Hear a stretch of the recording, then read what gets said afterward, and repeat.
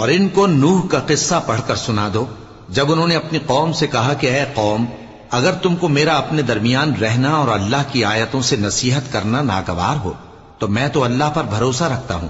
تم اپنے شریکوں کے ساتھ مل کر ایک کام جو میرے بارے میں کرنا چاہو مقرر کر لو،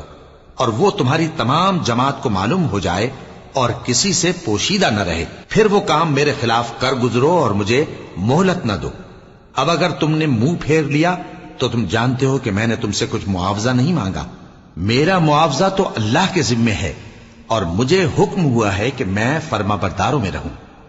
پھر ان لوگوں نے ان کی تکذیب کی تو ہم نے ان کو اور جو لوگ ان کے ساتھ کشتی میں سوار تھے سب کو طوفان سے بچا لیا اور انہیں زمین میں خلیفہ بنا دیا، اور جن لوگوں نے ہماری آیتوں کو جھٹلایا ان کو غرق کر دیا۔